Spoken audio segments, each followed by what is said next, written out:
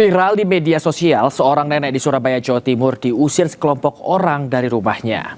Tidak hanya diusir, kelompok yang diduga ormas ini juga membongkar rumah nenek berusia 80 tahun itu. Sudah dengan baik-baik. Lah iya. Anaknya nggak bawa kedua ya? Ini rumahnya siapa? Rumahnya siapa?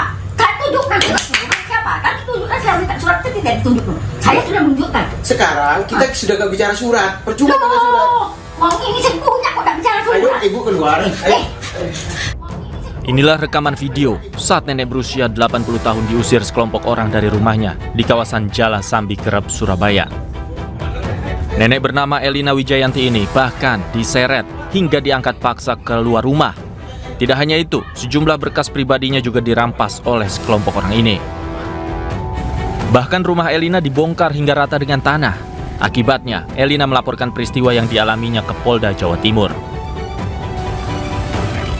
Orang banyak dan surat baju merah tulisannya apa? Tulisannya Madas Malika. Ada berapa orang? Banyak. Orangnya banyak. Usiran secara paksa. Gini aja, pasal apa aja sih Mas yang dilaporkan? Ya, jadi sementara ini 170. 170. Ya, jadi pengeroyokan. Setelah viral di media sosial, Wakil Wali Kota Surabaya Armuji mengecam aksi premanisme dari sekelompok orang itu. Armuji meminta masalah lahan ini untuk diselesaikan melalui jalur hukum.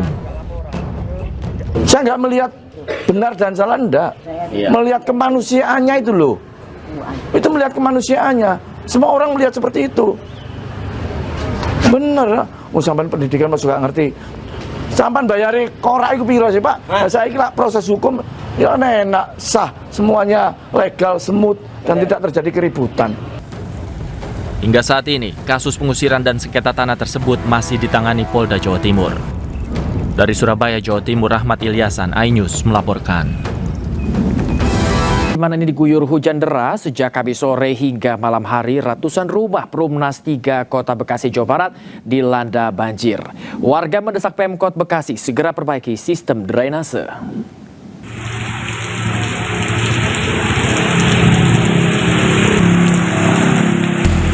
Hingga Kamis malam, ratusan rumah warga di Perumnas 3 Bekasi, Jawa Barat terendam banjir. Ketinggian air yang mencapai 80 cm membuat aktivitas warga terganggu. Sejumlah kendaraan roda 2 yang nekat melintas mengalami mati mesin akibat terendam air. Selain intensitas hujan, kondisi drainase yang buruk menjadi penyebab utama banjir.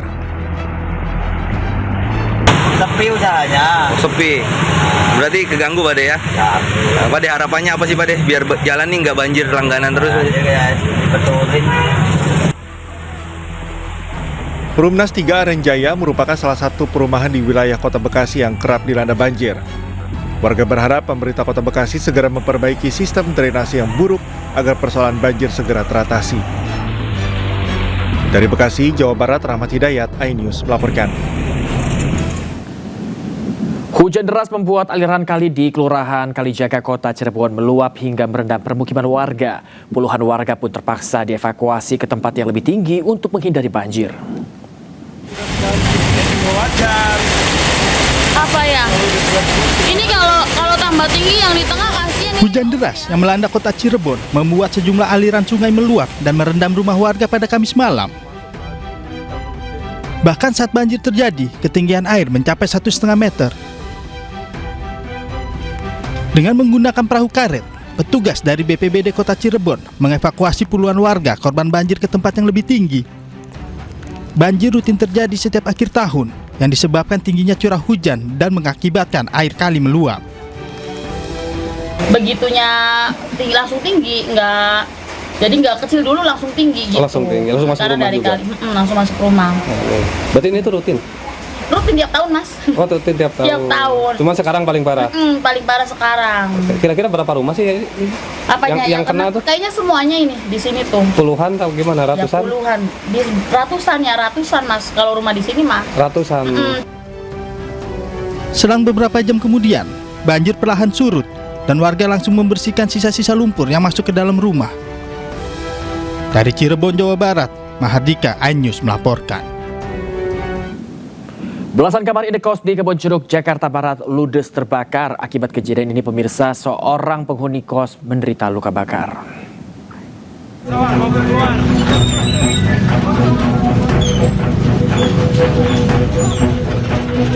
kamar indekos di Jalan Kedoya Raya, Kebonjeruk, Jakarta Barat terbakar pada Kamis malam.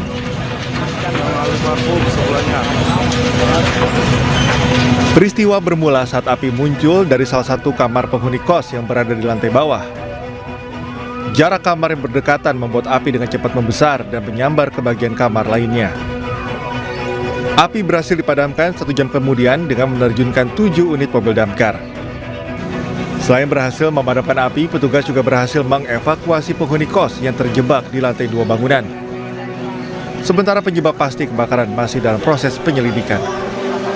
Informasi bahwa penghuni atas sudah bisa keluar melalui tangga ataupun tembok dari samping. Pak, untuk ada korban nggak Pak pada peristiwa ini Pak?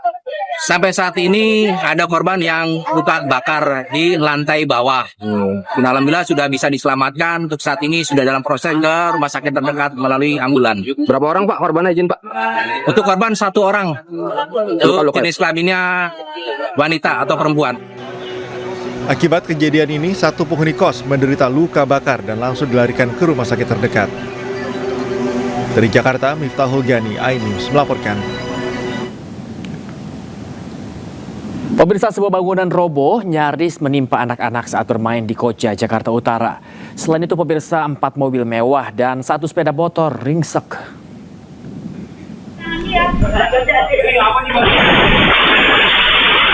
Bangunan yang dijadikan tempat parkir warga Gang Waru Koja, Jakarta Utara tiba-tiba ambruk dan terekam CCTV. Sejumlah anak-anak yang sedang bermain di sekitar bangunan berlari menyelamatkan diri dari bangunan yang tiba-tiba roboh. Sebanyak 4 buah mobil mewah dan 1 sepeda motor rusak berat akibat tertimpa reruntuhan beton bangunan. Objek yang tertimpa saat ini yang setelah kita lihat dari belakang hanya mobil 4 buah dan motor 1. Kedengarannya kenceng banget sih, terus keluar debu semua, terus dikira ada gempa atau apa. Itu kedengarannya kenceng? Kenceng banget. Saya di dalam, tadi dalam rumah. Tidak ada korban jiwa dalam peristiwa ini, namun kasusnya kini ditangani Polsek Koja, Jakarta Utara. Dari Jakarta, Sofian Firdaus, iNews melaporkan. Pemirsa, lebih dari sepekan berlalu, kasus pembunuhan terhadap anak petinggi PKS Cilegon masih menjadi misteri. Rusaknya CCTV menjadi salah satu penyebab polisi sulit mengungkap kasus tersebut.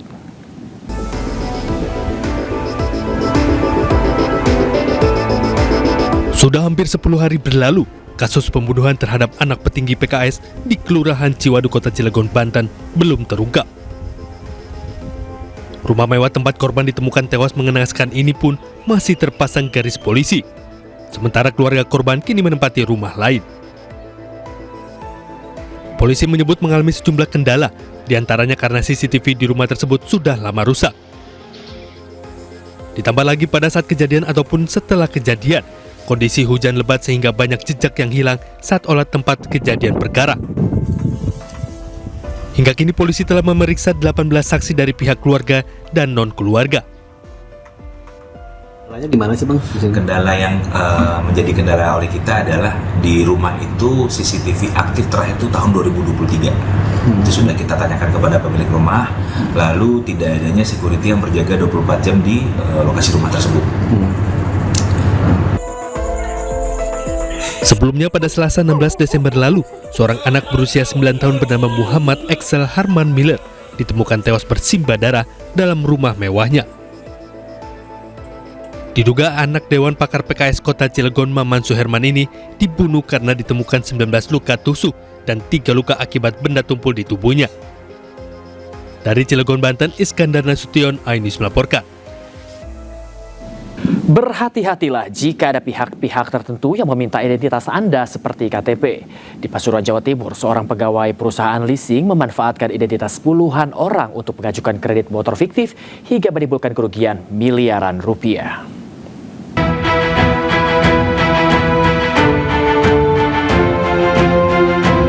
Alvan Guntur Nuriansyah, mantan karyawan PT Summit Auto Finance atau SOF Pasuruan, hanya bisa pasrah saat Majelis Hakim Pengadilan Negeri Pasuruan, Jawa Timur membacakan putusan pada Selasa siang kemarin.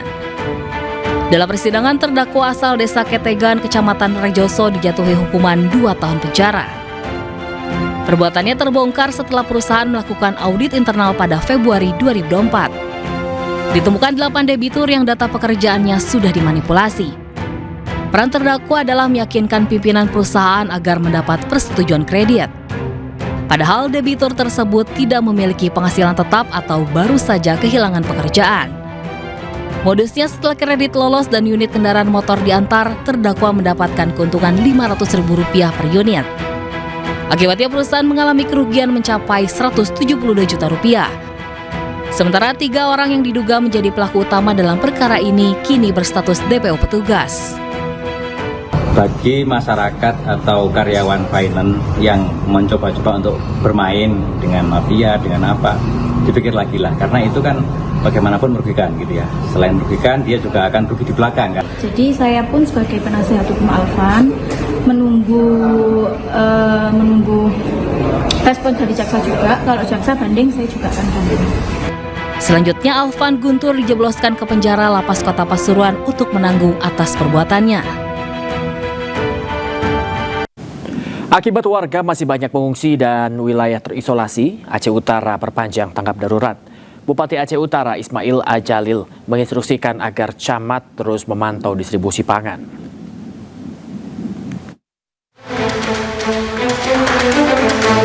Pemerintah Kabupaten Aceh Utara kembali memperpanjang masa tanggap darurat bencana hingga 29 Desember 2025.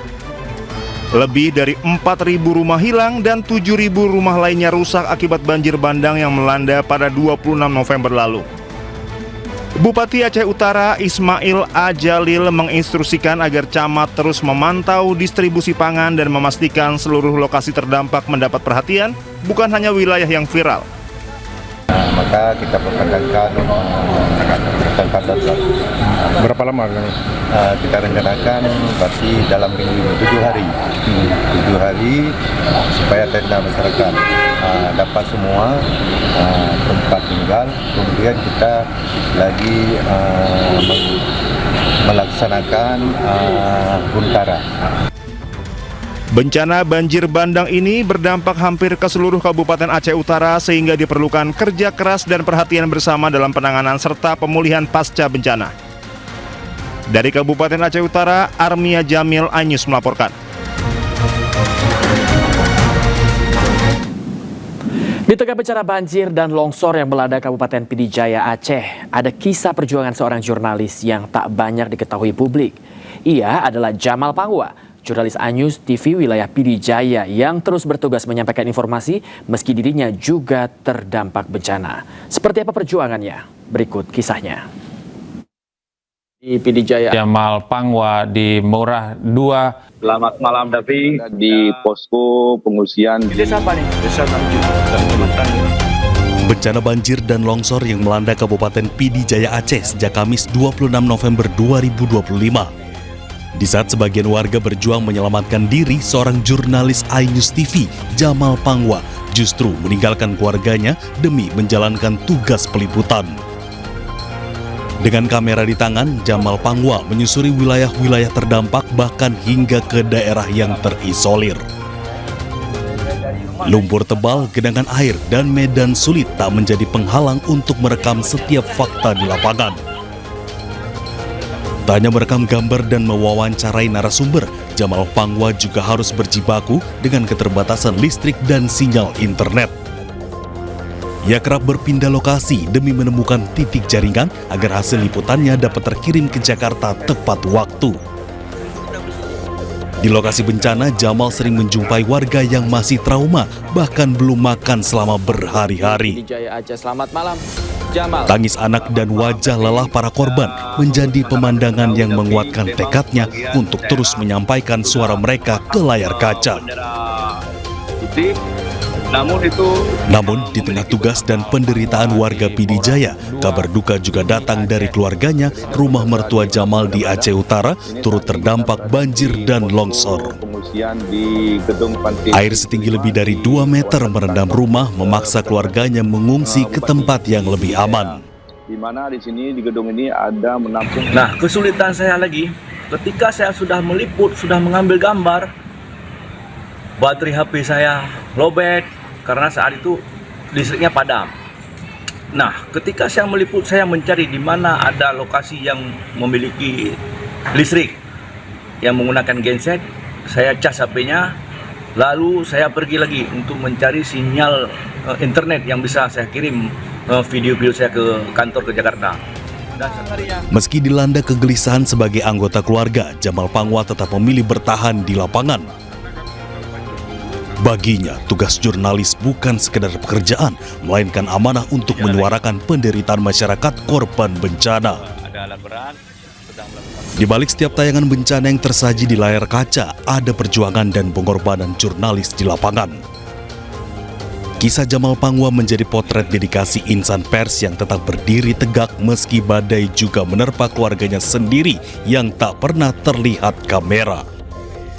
Dari Pidi Jaya Aceh, Jamal Pangwa, iNews melaporkan. TNI membuat jembatan darurat di lokasi banjir dan longsor di Biren, Aceh. Langkah ini merupakan untuk respon cepat TNI dalam membantu pemulihan akses transportasi masyarakat.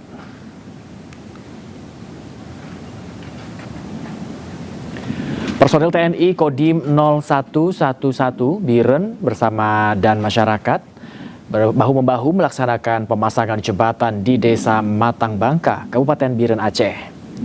Jembatan Bailey dipasang sebagai solusi sementara untuk menggantikan jembatan yang rusak akibat bencana.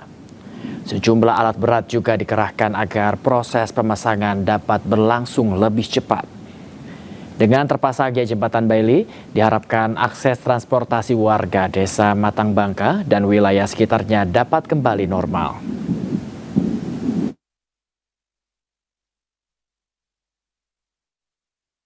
Meskipun menghadapi berbagai kendala, penyaluran air bersih bagi warga terdampak bencana di Aceh Tengah terus dikebut. Petugas tanggap darurat berupaya memastikan air bersih dapat diakses warga di pengungsian.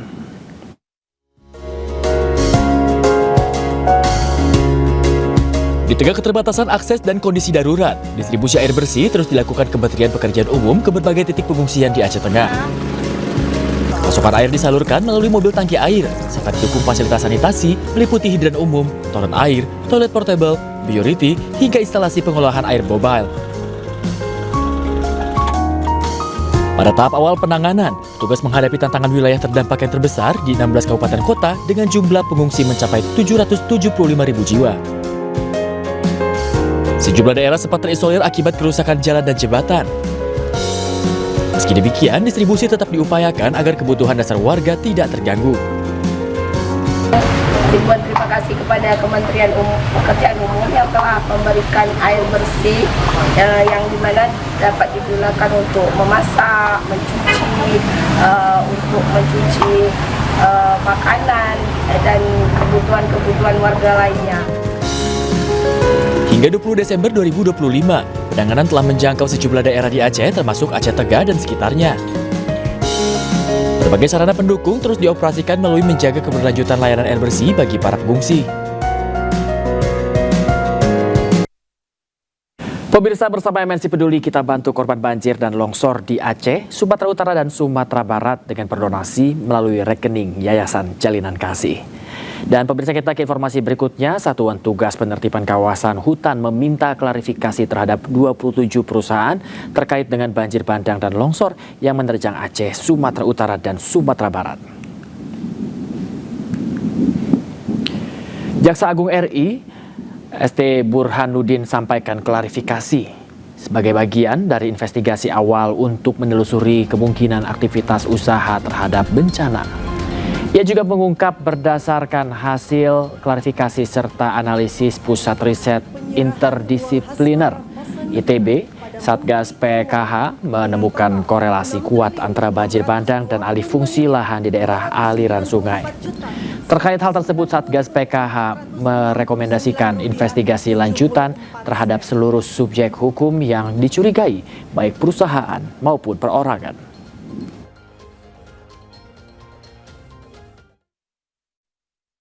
Keterkaitan dengan bencana banjir bandang yang terjadi di wilayah Aceh, Sumatera Utara, dan Sumatera Barat, Satgas PKH telah melakukan identifikasi dengan temuan yakni sejumlah besar entitas korporasi dan perorangan terindikasi kontribusi terhadap bencana bandang, dan Satgas PKH telah melakukan klarifikasi terhadap 27 perusahaan yang tersebar di 3 provinsi tersebut. Adapun berdasarkan hasil klarifikasi Satgas PKH dan hasil analisa Pusat Riset Interdisipliner ITB, diperoleh temuan terdapat korelasi kuat bahwa bencana banjir besar di Sumatera bukan hanya fenomena alam biasa, melainkan terarah pada alih fungsi lahan yang masif di hulu sungai daerah aliran sungai yang bertemu dengan curah hujan yang tinggi, sehingga dampak hilangnya tutupan vegetasi di hulu daerah aliran sungai yang menyebabkan daya serap tanah berkurang. Aliran air permukaan meningkat tajam, hujan ekstrim, dan banjir bandang akibat volume air meluber ke permukaan. Komisi Pemberantasan Korupsi berpeluang memanggil penyanyi Aura Kasih terkait penyidikan kasus dugaan tindak pidana korupsi pengadaan iklan Bank BJB periode 2021 hingga 2023.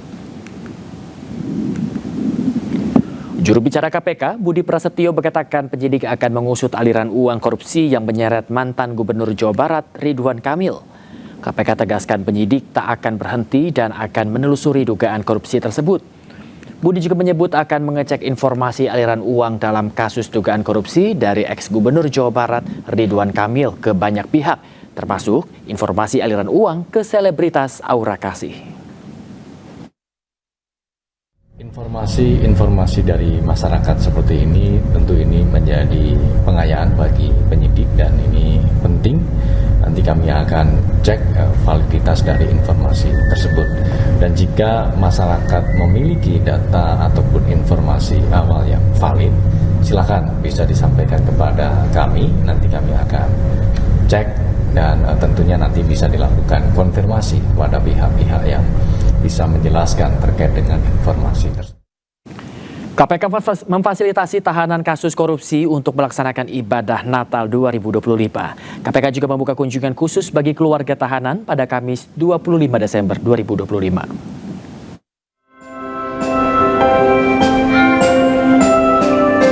Komisi Pemberantasan Korupsi memfasilitasi sejumlah tahanan kasus korupsi untuk melakukan ibadah Natal dan menerima kunjungan khusus dari keluarga bertepatan dengan hari Natal. Kunjungan keluarga dibuka mulai pukul 10 hingga 13 waktu Indonesia Barat. Sejak pagi hari, puluhan pengunjung terlihat mengantre di depan rumah tahanan KPK cabang Gedung Merah Putih. Sylvia Rinita, istri mantan Wamenaker Immanuel Ebenezer, turut menjenguk di rutan KPK dan mengirimkan makanan kepada suaminya. Semuanya bawa, keluarga semua bawa. Semuanya bukan Pak Immanuel aja, semuanya keluarga pada bawa. Gimana Bu Natal ini, Bu? Ya? Natal ini gimana? Ya seru-seru aja. Tanpa keberadaan... Nggak apa-apa. Nggak jadi masalah kok, yang penting kan bisa kumpul. Setelah kunjungan dari keluarga, sebanyak 12 tahanan KPK yang merayakan Natal melakukan ibadah di rutan KPK. Fasilitas ibadah dan kunjungan khusus ini merupakan bentuk penghormatan terhadap hak dasar setiap insan beragama. Dari Jakarta, Dias Triawan, Jaka Samsa, iNews melaporkan. Pemirsa, pemerintah Republik Indonesia menyerahkan dokumen legalitas bagi warga keturunan Filipina. Hal ini dilakukan untuk memberikan kepastian hukum dan perlindungan HAM.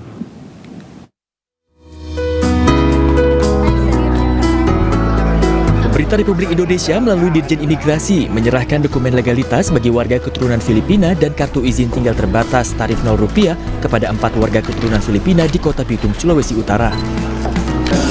Ini merupakan bagian dari program Lentera untuk memberikan kepastian hukum dan perlindungan hak asasi manusia bagi warga Filipina atau keturunan yang berada di Indonesia dan belum memiliki legalitas hukum.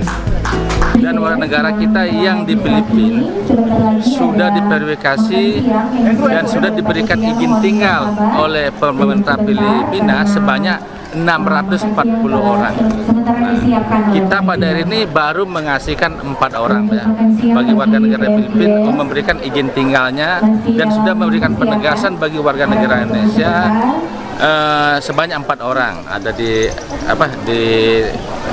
Tahuna sama di Bitung. Program ini melibatkan kolaborasi antar kementerian, pemerintah daerah, serta Konsulat Jenderal Republik Filipina. Supaya semuanya fair dong Pak. Ini semuanya sama, bukan cuma 4 orang, tetapi seluruh Filipina yang tinggal di Indonesia. Direktorat Jenderal Imigrasi memberikan izin tinggal tarif Rp0 bagi Registered Filipino Nationals sebagai wujud kehadiran negara, pencegahan statelessness, dan penguatan hubungan bilateral Indonesia-Filipina. Rapat konsultasi syuriah pengurus besar Nahdlatul Ulama atau PBNU bersama Mustasyar PBNU digelar di Pondok Pesantren Lirboyo, Kota Kediri, Jawa Timur. Secara mufakat PBNU memutuskan penyelenggaraan Muktamar ke-35 Nahdlatul Ulama dalam waktu secepat-cepatnya.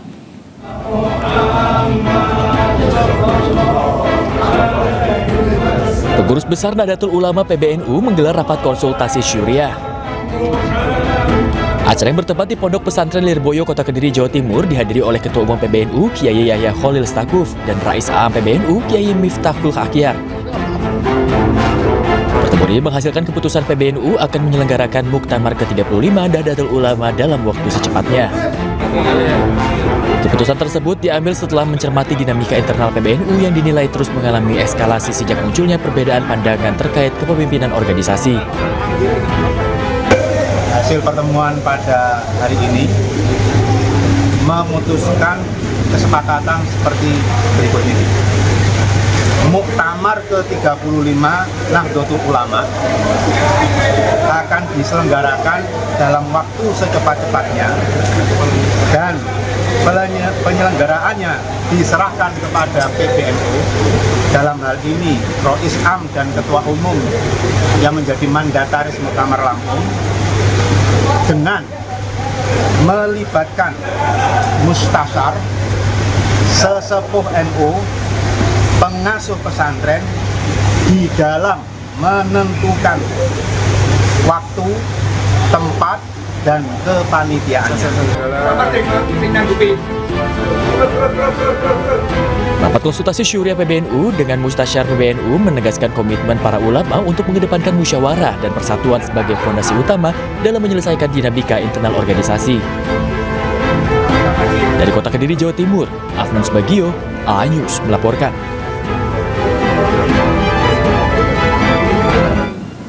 Pemirsa, Wakil Presiden Republik Indonesia Gibran Rakabuming Raka menghadiri perayaan Natal bersama ribuan umat Kristiani di lapangan Pancasila Salatiga, Jawa Tengah pada Kamis pagi. Wapres Gibran juga membagikan kado Natal kepada anak-anak yang hadir sambil menyapa mereka dengan hangat.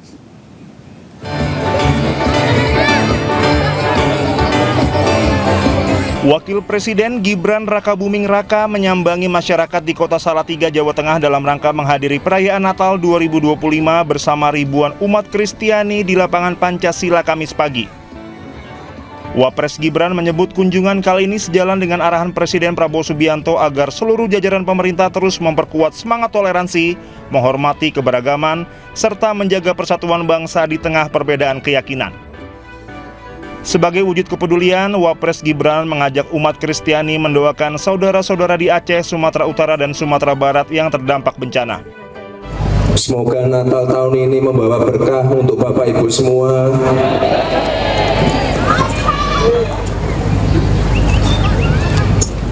Tak lupa kita doakan saudara-saudara kita yang ada di Aceh, Sumatera Barat, dan Sumatera Utara.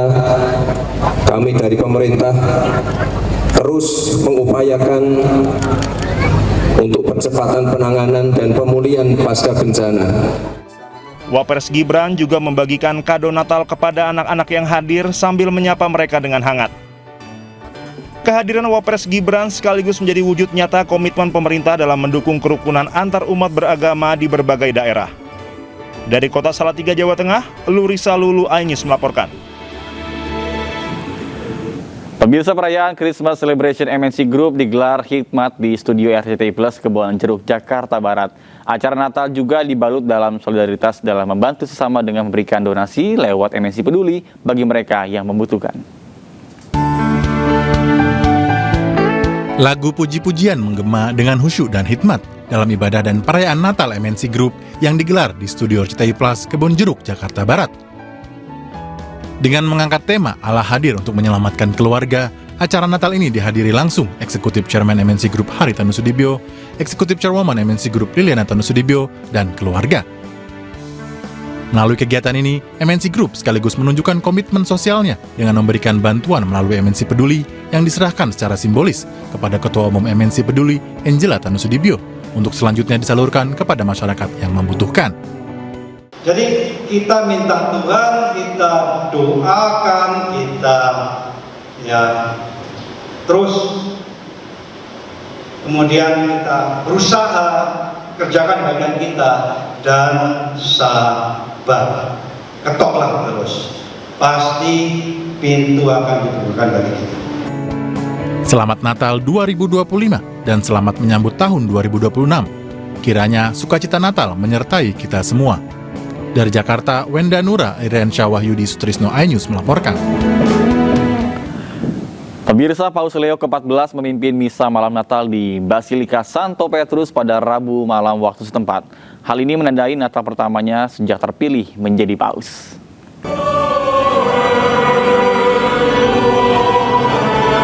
Sekitar 6.000 umat menghadiri misa malam Natal di dalam Basilika Santo Petrus dan diperkirakan 5.000 orang berkumpul di lapangan Santo Petrus meski hujan deras. Misa malam Natal dipimpin oleh Paus Leo ke-14 yang menandai Natal pertamanya sejak terpilih menjadi Paus. Nampak paduan suara para pendeta dan umat menyambut kedatangan Paus Leo ke-14 di dalam Basilika Santo Petrus. Misa secara resmi dimulai ketika Paus Leo menyingkap patung bayi Yesus sebelum membawanya ke adegan kelahiran Yesus, di mana ia berhenti sejenak untuk berdoa. Dalam khotbahnya, Paus Leo berpesan kepada umat untuk menghormati dan melindungi setiap kehidupan manusia, termasuk para migran dan mereka yang paling rentan. Perayaan ini merupakan bagian dari rangkaian agenda Natal Vatikan yang meliputi misa vigili malam Natal, misa pagi Natal, dan berkat Urbi et Orbi tradisional yang diberikan pada hari Natal.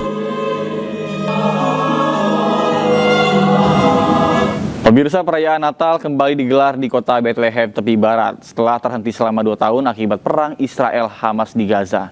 Gencatan senjata membawa kembali secerah harapan bagi warga Palestina.